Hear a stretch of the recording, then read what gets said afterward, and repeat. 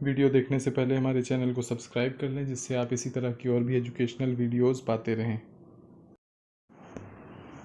Hello बच्चों, कैसे हैं आप लोग। ये क्लास 9th की मैथ्स की अगली क्लास है।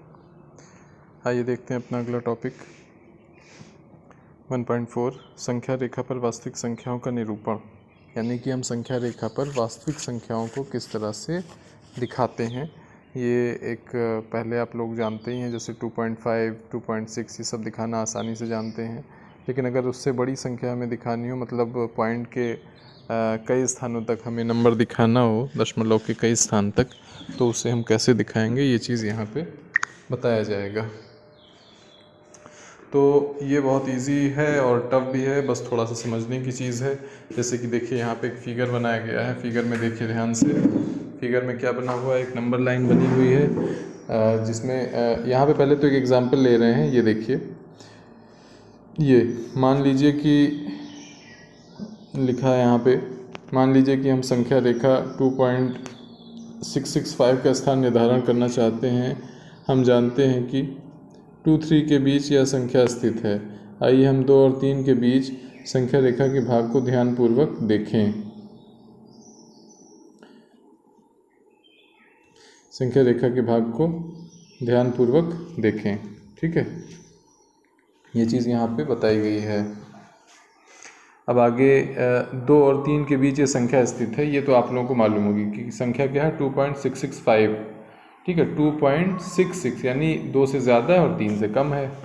तो आइए हम 2 और 3 के बीच संख्या रेखा को ध्यानपूर्वक देखें। तो देखिए, कुल मिला के बात ये कही जा रही है यहाँ पे। ये देखिए, ये इतना ये बना हुआ है ना आपके पास, देखिए ये प्लस बना है ना।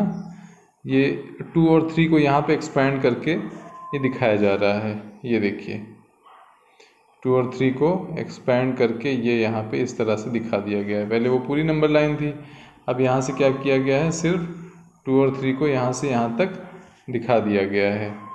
अब इसमें होता क्या है कि जैसे 0 से हमने क्या किया था, कई पार्ट आगे बढ़ाए थे, 1, 2, 3। तो अब यहाँ पे हम 2 और 3 के बीच में इसके 10 पार्ट्स करेंगे, ठीक है। तो ये 10 पार्ट्स क्या होंगे, देखिए 2.1, 2.2, ठीक है, और क्या है 2.3, 2.4, 2.6, 7, 8, 9, यानी 10 पार्ट्स हैं। और 2.10 क्या हो जाएगा, वो ऑटोमेटिकली 3 हो जाएगा, 2.10, ठीक है। तो इस तरह से हमें ये काम करना है। तो इसमें से अब 2.5 देखिए कहाँ पे है, बीच में है। हमें क्या नंबर चाहिए था, 2.6 चाहिए था, है ना। हमें चाहिए था 2.6, लेकिन 6 ही नहीं, उसके आगे 665 भी चाहिए। तो अब हमें क्या करना होगा, हमें 2.6 और 2.7 के बीच में फिर से देखना होगा। तो इसको फिर से एक्सपेंड किया जाएगा। ये देखिए आगे यही चीज़ बताई गई है, और यहाँ पे इसको ये इस तरह से करके इस तरह से फिर से एक्सपेंड कर दिया गया। देखिए इस बार क्या है, 2.6 से लेके 2.7 के बीच का ये नंबर यहाँ पे हम दिखाएंगे। अब इसमें फिर से वही 10 पार्ट्स होंगे, और 2.665 चाहिए था, तो 65 ये है और 66 ये है और 67 ये है। तो हमें क्या चाहिए, 2.665। तो अभी थोड़ा सा और करना पड़ेगा। 2.665 अब कहाँ मिलेगा, इन दोनों के बीच में मिलेगा। इसके 10 पार्ट्स हम करेंगे, ठीक है। तो फिर से हम इसे यहाँ पे एक्सपेंड करके देखिए दिखाया जा रहा है, और यहाँ पे 2.665 इस तरह से मिल जाएगा। तो इसमें ये जो देखिए लेंस बना हुआ है, ये ऐसे आप नहीं कर पाएंगे आसानी से कॉपी पे। या तो बहुत बड़ा हम लोग पैमाना लें, इतना बड़ा लें कि हर पार्ट के अंदर 10-10 पार्ट हम लोग 1000 लेवल तक, एक रूम के बराबर हमें डिस्टेंस लेनी पड़ेगी, जिसमें हम ये नंबर लाइन जब बनाएंगे बड़े फॉर्म में, तब फिर हम आसानी से दिखा सकते हैं, ठीक है। तो आइए इसमें आगे बढ़ते हैं। ये पूरे टॉपिक में यही चीज़ें बताई गई हैं। ये एक्सरसाइज है, उत्तरोत्तर आवर्धन करके, जैसे ऊपर एग्जाम्पल दिया गया इसी तरह से आपको दिखाना है। लेकिन अगर आप लोग दिखा सकें तो दिखा दें, ऐसे ही फोकस करके कॉपी पे बनाएं तो अच्छा रहेगा, ठीक है। आगे देखिए, वास्तविक संख्याओं पर संक्रियाएं। पिछली कक्षाओं में आप ये पढ़ चुके हैं, परिमेय संख्याएं योग और गुणन के क्रम विनिमय, साहचर्य और बंटन नियमों को संतुष्ट करती हैं। ठीक है, ये सारे नियम आप लोगों ने पिछली क्लास में पढ़ा होगा। ये क्या होते हैं, क्रम विनिमय, यानी जैसे प्लस हम कर रहे हैं आगे पीछे कर देना, ठीक है, मल्टीप्लिकेशन में आगे पीछे कर देना, सब्ट्रैक्शन में नंबर्स को आगे पीछे कर देना, ठीक है, और दो ब्रैकेट्स के अगर अंदर दो दो नंबर्स मल्टीप्लाई कर रहे हैं तो एक को दूसरे के साथ एक्सचेंज करना, इस तरह की कई सारी चीज़ें, ये सब उसकी प्रॉपर्टीज़ आपने पढ़ी होंगी। ठीक है, तो यही सब सारी चीज़ें यहाँ पे भी बता रहे हैं कि ये सब हमारी जो परिमेय संख्याएं होती हैं, ये देखिए यहाँ पे लिखा हुआ है, हम यह भी पढ़ चुके हैं कि यदि दो परिमेय संख्याओं को जोड़ें, घटाएं, गुणा करें, शून्य को छोड़कर भाग दें, तब भी हमें एक परिमेय संख्या प्राप्त होती है। ठीक है, ये चीज़ यहाँ पे बताई गई है। अर्थात जोड़, घटाना, गुणा और भाग के सापेक्ष परिमेय संख्याएं संवृत्त होती हैं। तो परिमेय संख्याओं के लिए भी ये नियम काम करते हैं। अब इसके बाद यहाँ पे बताया जा रहा है अपरिमेय के लिए।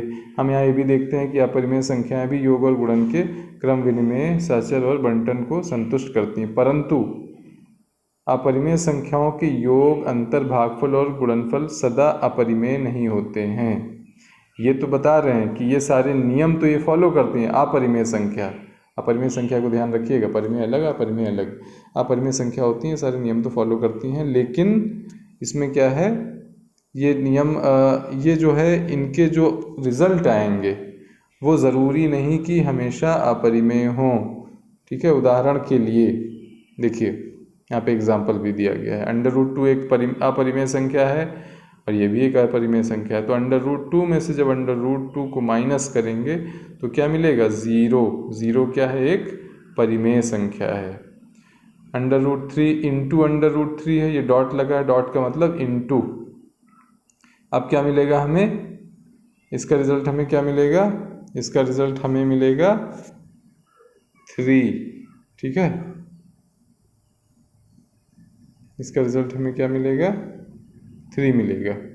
और इसके बाद क्या है, ये देखिए यहाँ पे √17 अपॉन √17, इसमें क्या होगा, ये इससे कटेगा, ये आपस में कट जाएंगे, ये क्या हो जाएगा, 1 हो जाएगा। ठीक है, इसका आंसर कितना आएगा, 1।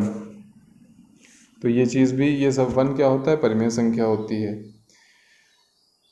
तो ये सब सारी चीज़ें ध्यान रखने वाली, इसको आप नोट करते चलिए कॉपी में, जो चीज़ें बताई जा रही हैं इनको नोट करते चलिए। जब वीडियो चला करें, जब लेक्चर क्लास चला करें तो साथ में कॉपी पेन लेके बैठा करिए, मेन पॉइंट्स आप लोग नोट किया करें। आइए अब हम ये देखते हैं कि एक परिमेय संख्या में अपरिमेय संख्या जोड़ते हैं और एक परिमेय संख्या को अपरिमेय से गुणा करते हैं तो क्या होता है।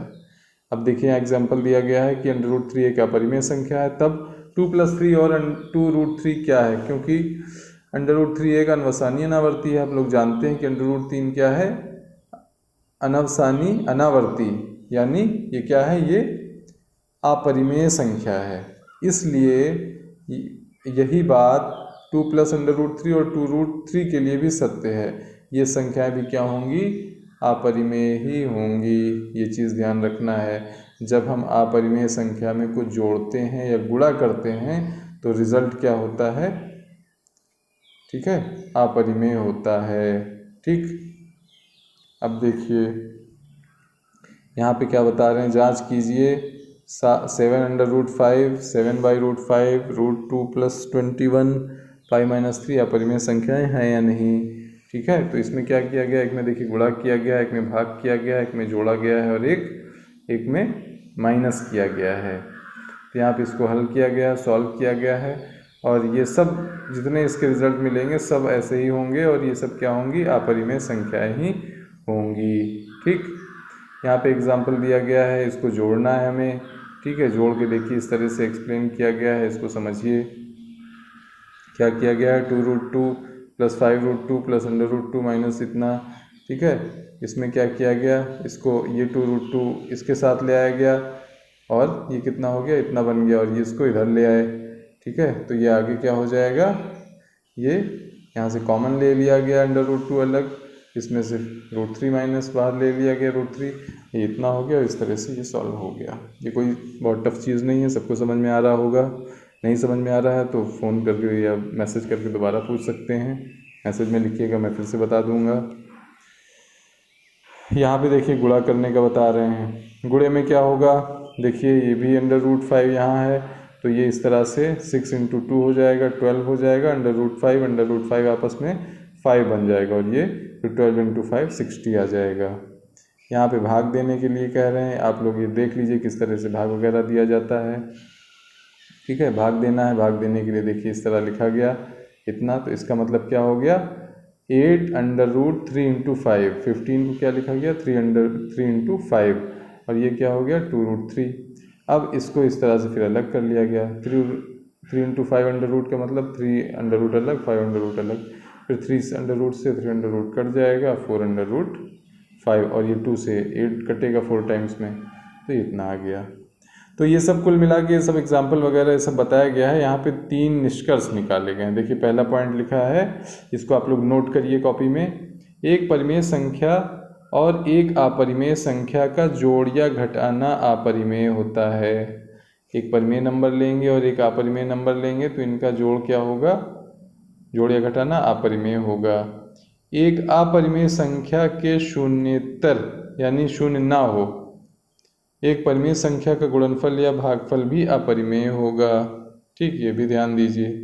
अब देखिए तीसरा पॉइंट, यदि हम दो अपरिमेय संख्याओं को जोड़ें, घटाएं, गुणा करें या एक अपरिमेय संख्या को दूसरी अपरिमेय संख्या से भाग दें तो परिणाम परिमेय या अपरिमेय कुछ भी हो सकता है। हाँ, ये तीसरा पॉइंट है, दो अपरिमेय संख्याओं को अगर जोड़ें घटाएं। अभी तक हम लोग क्या कर रहे थे, परिमेय अपरिमेय जोड़ रहे थे, गुणा कर रहे थे, तो उसमें तो अपरिमेय मिल रही थी। लेकिन अगर दो अपरिमेय संख्याओं को जोड़ेंगे या घटाएंगे, गुणा भाग करेंगे तो अपरिमेय संख्या को, ठीक है, तो परिणाम जो आएगा वो परिमेय या अपरिमेय कुछ भी हो सकता है। ठीक, तो क्या क्या बातें हुई, परिमेय अपरिमेय को जोड़े घटाएं गुणा भाग करेंगे तो अपरिमेय मिलेगी, निश्चित है। लेकिन दो अपरिमेय को अगर जोड़े घटाएं गुणा भाग करेंगे तो परिमेय भी मिल सकती है, अपरिमेय भी मिल सकती है। ठीक, ये बात हो गई, नोट कर लीजिए इसको। अब देखिए वर्गमूल संक्रियाओं पे भाग देने की बात कर रहे हैं, ये भी आप लोग पहले पढ़े ही होंगे। यहाँ पे सीधे देखिए √a = b, अगर ये बात दी गई है, ये बात बताई गई है, तो इसका मतलब होगा b² = a। ठीक है, अंडर रूट है, दोनों साइड वर्ग करेंगे तो b का स्क्वायर हो जाएगा और एक अंडर रूट हट जाएगा। ठीक है, यही वास्तविक संख्या, ये सब चीज़ें दी गई हैं। अब यहाँ पे आगे एक टॉपिक बता रहे हैं, इसको बड़ा ध्यान से समझने की ज़रूरत है, इसको आप समझिए। संख्या रेखा पर हम लोगों ने पहले क्या पढ़ा है, ये देखिए यहाँ पे हमने ये देखा है कि किस प्रकार संख्या रेखा पर √n को, जहाँ n एक धनात्मक संख्या है, निरूपित किया जाता है। पिछले टॉपिक में हम लोगों ने क्या पढ़ा था, हम लोगों ने पढ़ा था कि जैसे √2 को किस तरह से संख्या रेखा पे दिखाना है। ठीक है, वो वर्ग वगैरह करके ऐसे ऐसे बनाया गया था ना, चाप लगा के ये सब बनाया गया था, तो ये कैसे करना है ये हमें बताया गया था। लेकिन अब यहाँ पे देखिए नई चीज़ बता रहे हैं, अब हम ये दिखाएंगे कि किस प्रकार √x को, जहाँ x एक दी हुई धनात्मक वास्तविक संख्या है, संख्या ज्यामितीय रूप से ज्ञात किया जाता है। ठीक है, अभी क्या था, √2, √3, √5, √6, ये सब चीज़ें संख्या रेखा पे दिखाना बताया गया था। लेकिन यहाँ पे क्या था, क्या होगा, अब √3 देखिए 5 है, √4.5, √9.9, √1.2, इसको हम संख्या रेखा पे किस तरह से पता करेंगे, दिखाएंगे, ये चीज़ यहाँ पे बताई जा रही है। तो इसके लिए देखिए ये एक फिगर दिया गया है, इसको पहले ध्यान से देखिए, कुछ समझ में आ रहा है। या ये देखिए यहाँ ये लाइन लिखी हुई, ये √3.5, लेकिन हमारी संख्या रेखा तो ऐसे होती है, तो ये क्यों ऐसा दिया गया है, कुछ समझने की कोशिश करिए। नहीं समझ में आ रहा है तो आइए पढ़ते हैं। ठीक है, ये सारी बात यहाँ पे बताई गई है, इसको आप लोग पढ़िएगा, मैं आपको शॉर्ट में बताता हूँ एक बार में। ठीक है, ये देखिए पूरी चीज़ एक बार, यहाँ 3.5 को एग्जाम्पल लेके बताया गया है। उसके बाद बताया गया है कि व्यापक रूप में अगर हमें √x, जहाँ पे x कोई वास्तविक संख्या यानी दशमलव वाली संख्या है, कुछ है, उसको दिखाना हो तो हम कैसे करेंगे। ठीक है, तो इसको मैं आपको बता रहा हूँ अभी। बस क्योंकि इस पे बना के दिखाने में ठीक नहीं रहेगा, मैं बता रहा हूँ तुरंत आपको। इसको आप पहले एक बार पढ़ लीजिएगा, समझ लीजिएगा, ठीक है। तो अब हम लोग क्या सीखेंगे, अब हमें जानना है कि कोई वास्तविक संख्या का अगर अंडर रूट है, जैसे मान लेते हैं यहाँ पे उदाहरण दिया गया था अंडर रूट 3.5, इसको अगर हमें संख्या रेखा पर दिखाना है तो हम किस तरह से दिखाएंगे।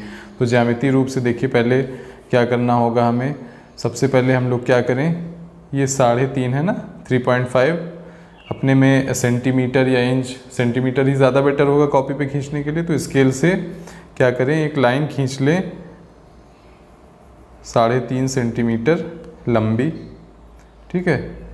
ये होगी कितनी, 3.5 सेंटीमीटर ले लिया हमने और इसको लिख दिया A और B, ठीक है। ये डिस्टेंस हमारी हो गई 3.5 सेंटीमीटर लॉन्ग। अब क्या करना है नेक्स्ट स्टेप, यही चीज़ पूरा बुक में समझाया गया है। नेक्स्ट स्टेप क्या करना है, आपको ये B से इसी लाइन को आगे बढ़ाना है, कितना, 1 सेंटीमीटर, ठीक है। मैं यहाँ नाप नहीं रहा हूँ, आप लोग नाप के करिएगा, 1 सेंटीमीटर करना है, ठीक है। ये 1 हो गया, ये 3.5 हो गया, ये 1 हो गया। जो यूनिट मीन्स सेम होनी है, सेंटीमीटर ज़रूरी नहीं, इंच भी हो सकता है, किलोमीटर तक आप कर सकते हो, लेकिन वो बहुत बड़ी इकाई हो जाएगी। कॉपी के लिए इंच या सेंटीमीटर ही बेटर होगा। बुक में ऐसा कुछ नहीं, सिर्फ 3.5 दिया गया है, 1 दिया गया है, लेकिन मैं यहाँ पे यूनिट भी बता रहा हूँ। तो ये चीज़ हो जाएगी। अब इसके बाद अगला स्टेप क्या करना है, यहाँ से ले, इसको पहले तो नाम दे देना है C। अब यहाँ से लेके यहाँ तक की दूरी, इसका हाफ करना है। ये दूरी कितनी हुई, ये हुई 3.5, 3.5 और एक 4.5 हो गई। अब इसका हाफ करना है, जहाँ भी बीच में नाप लेंगे हाफ आएगा कहीं पे, मैं अंदाज से यहाँ कर ले रहा हूँ। हाफ कितना होगा, 4.5 का हाफ 2.25, 2.5, ठीक है। ये हो जाएगी 2.25 हो जाएगा ये। इसको नाम हम दे देंगे O, ठीक। अब इसको केंद्र मानकर गोला प्रकार में एक चाप लगाएंगे, तो वो कहाँ से कहाँ जाएगा, इससे और इससे आके मिलेगा। क्यों, क्योंकि ये भी 2.25 है, ये भी 2.25। तो चाप क्या करें, गोला प्रकार की नोक यहाँ रखेंगे और पेंसिल की नोक यहाँ रखेंगे, गोला प्रकार वाली, ठीक है। इसको ऐसे जब घुमाएंगे इस तरह से, ये होकर ऐसे आके ऐसे आएगा, ठीक है। कुछ टेढ़ा बना हुआ है, ये ऐसे आएगा यहाँ पे, ठीक है। ये स्टेप हो गया। अब क्या करना है, अब ये जो है इस पे आपको एक 90 डिग्री का कोण बना के रेखा खींचनी है, चाहे वो चांदे से खींचिए, चाहे गोला प्रकार की विधि से खींचिए। तो यानी कि लंब खींचना है इस रेखा के साथ, ये इस तरह से, ठीक है। यानी कि ये 90 डिग्री होना चाहिए, ठीक है। इस तरह बना दिया ये 90 डिग्री। तो ये जहाँ पे काटेगा ये होना चाहिए D, इसको कहेंगे D। अब ये बनने के बाद ये रेखा जो हमें मिलेगी, ये रेखा जो मिलेगी, ये क्या मिलेगी, इसका मान होगा अंडर रूट 3.5, ठीक।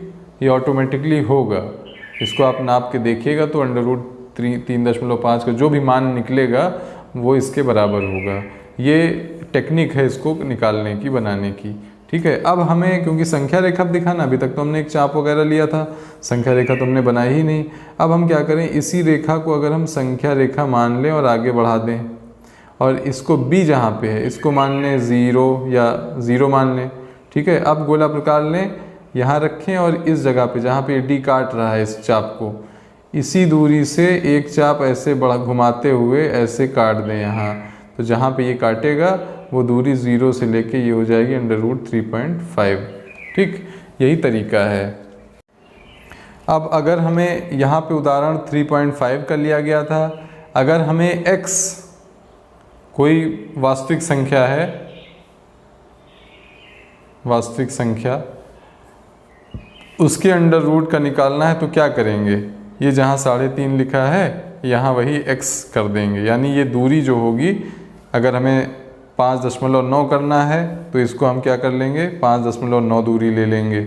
हमेशा ये चीज़ हमेशा 1 रखेंगे, इसको जो बढ़ाएंगे ये हमेशा फिक्स रहेगी, ठीक है। अब आइए पाइथागोरस प्रमेय की सहायता से हम लोग ये सिद्ध करें, ये पता करें कि ये दूरी, ये तो ठीक है ना, यहाँ जब अंडर रूट 3.5 मिल गया, या तो ये चीज़ अपने आप चाप लगाएंगे, ये दूरी हो ही जाएगी, पहले आप लोगों ने किया ही है। तो इसको हम लोग आइए सिद्ध करके देखें पाइथागोरस प्रमेय की सहायता से कि ये दूरी क्या √3.5 है या होगी। पहले तो हम लोग बात करेंगे एक जनरल x के लिए, x के टर्म में हम लोग लेके देखेंगे इसको, हर संख्या के लिए इसको प्रूफ करेंगे। अब देखिए क्या करना है, हमने 3.5 पहले लिया था, अब हम एक जनरल या व्यापक रूप जिसको कहते हैं वो ले लेते हैं।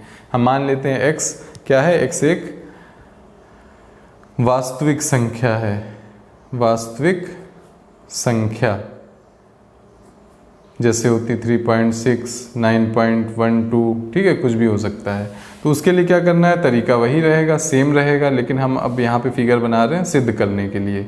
ठीक है, हमने क्या ली, x दूरी, x कोई वास्तविक संख्या दशमलव वाली, ठीक है, ये ले ली, यहाँ ले लिया हमने, छोटा करके थोड़ा सा लिख रहे हैं, ठीक है, ये हो गया, और ये 1 हो गई वो दूरी, ये b हो गई, ये c हो गई, ये 1, ये x, ठीक है, ये इसका हाफ होगा। अब यहाँ पे देखिए हाफ हम कर रहे हैं, हाफ का मान निकाल लेते हैं। हाफ क्या होगा, हाफ होगा, हाफ क्या होगा, यहाँ से यहाँ तक की दूरी का आधा, ठीक है। तो यहाँ से यहाँ तक की दूरी क्या होगी, ये तो x है, ये क्या होगी, जब मिल जाएगा तो हो जाएगा x+1, ये पूरी दूरी हो जाएगी x+1, ठीक है, ये चीज़ क्लियर, ये x+1 हो गई। अब ये दूरी क्या होगी, x+1/2 हो जाएगी, x+1/2, क्लियर, ये हमारा O पॉइंट था, ये दूरी ये हो गई। अब x+1/2 को चाप मान के, और यही दूरी इधर भी होनी है x+1/2, इसको चाप मान के उसी तरह से हमें एक इस तरह चाप लगाना है। और क्या करना है, फिर यहाँ B से एक लंब खींचना है जो यहाँ पे इसको D पे काटेगा, ठीक है, यही करना है। अब ये जो होगा ये हमारा होगा √x। तो हमें ये सिद्ध करना है, अभी लिखेंगे नहीं हम, अभी हमें सिद्ध करना है। अच्छा देखिए, पाइथागोरस प्रमेय कहाँ लगाएंगे, पाइथागोरस प्रमेय वहीं लगता है जहाँ पे 90 अंश का कोण वाला त्रिभुज होता है। तो त्रिभुज तो यहाँ कहीं दिख नहीं रहा है, तो देखिए त्रिभुज एक बनाते हैं, ये एक भुजा हो गई, ये एक भुजा हो गई। अगर इसमें एक कर्ण बन जाए, कर्ण कहाँ पे बन सकता है, यहाँ पे बन सकता है इस तरह से, ठीक है। अच्छा ये चीज़ क्या है, ये देखिए इसी त्रिभुज की त्रिज्या है ना, जो दूरी ये है वही दूरी ये है और वही दूरी ये भी होगी, तो ये क्या हो जाएगा, x+1/2, ठीक। और ये दूरी क्या है, अब इस त्रिभुज की हमें इसका मान हमें निकालना है, सिद्ध करना है कि √x होगा। तो इसका मान अगर हमें मिल जाए और इसका मिल जाए तो इसका मान मिल सकता है। अब इसका मान देखिए कैसे निकालेंगे, इसका तो पता चल गया, इसका मान कैसे निकालेंगे, ये पूरी दूरी कितनी है x, ये यहाँ से यहाँ तक कितना है x, इसमें से अगर हम इतनी दूरी घटा दें तो ये दूरी हमें मिल जाएगी। ये x है, ये x+1/2 है, इसको घटा दें, तो आइए इसको यहाँ लिख के देखते हैं कितना होगा।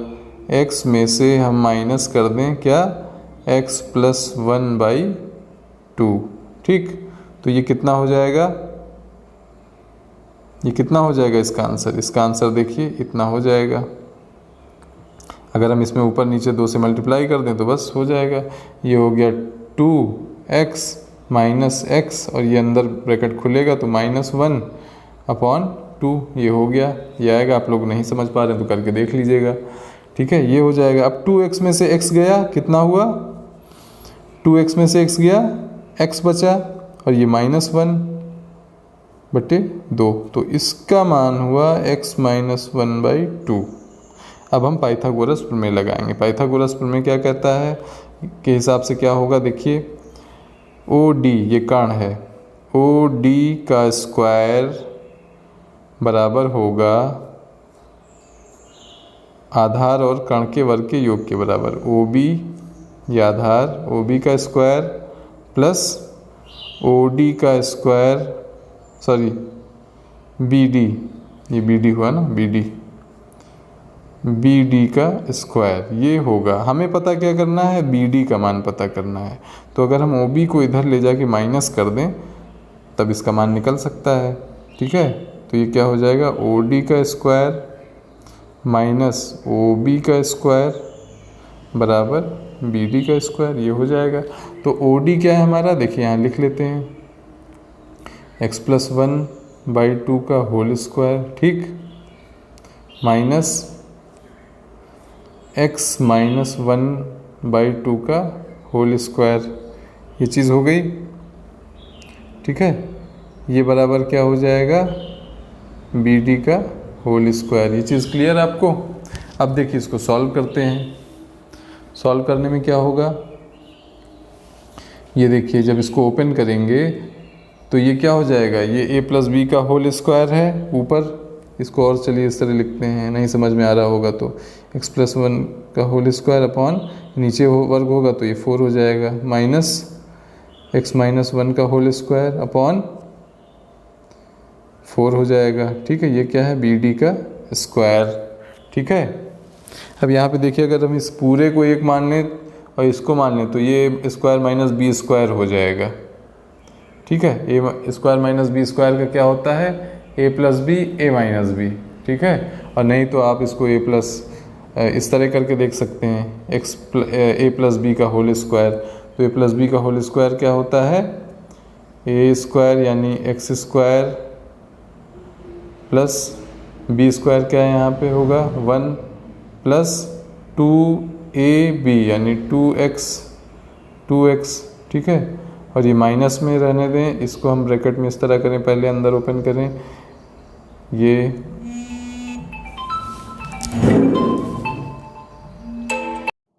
तो देखिए क्या हो जाएगा यहाँ पे, a स्क्वायर माइनस b का whole square, a square plus b square, ठीक है। ये क्या होगा 1 plus 2a minus 2ab minus 2a और इंटू 1, तो ये हो जाएगा 2x, ठीक है। ये चीज़ क्लियर। और नीचे पूरा क्या हो जाएगा, बाई 4 हो जाएगा, इज इक्वल टू BD का होल स्क्वायर, ठीक है। ये चीज़ हो गई। अब देखिए इसको क्या करेंगे, x square plus 1 plus 2x, ठीक है। अब ये माइनस अंदर चला जाएगा तो minus x square minus 1 plus 2x, ठीक है, by 4 is equal to BD का होल स्क्वायर, ठीक है। ये चीज़ हो गई। अब देखिए यहाँ पे कुछ चीज़ें कट जाएंगी, ये कट इससे कट जाएगा 1, ये -1 से हो जाएगा, ठीक है। अब देखिए आगे क्या होगा, आगे क्या होना है इसमें, आगे हो जाएगा ये बचा क्या यहाँ पे 2x और इधर क्या बचा प्लस 2x और नीचे by 4 is equal to BD का होल स्क्वायर, ठीक है। तो ये हो गया हमारा 4x upon 4 is equal to BD का होल स्क्वायर, 4 से 4 कट गया, ठीक है। x बराबर BD का होल स्क्वायर यानी BD स्क्वायर बराबर x। अब मान क्या निकल जाएगा हमारा, हाँ तो देखिए क्या हो गया, BD बराबर हो जाएगा, जब ये स्क्वायर हटाएंगे तो ये √x। अब ये क्या हो गया, BD बराबर √x। तो यही चीज़ हमें क्या करनी थी, प्रूफ करनी थी। अब देखिए BD क्या है, यही तो है, BD बराबर √x।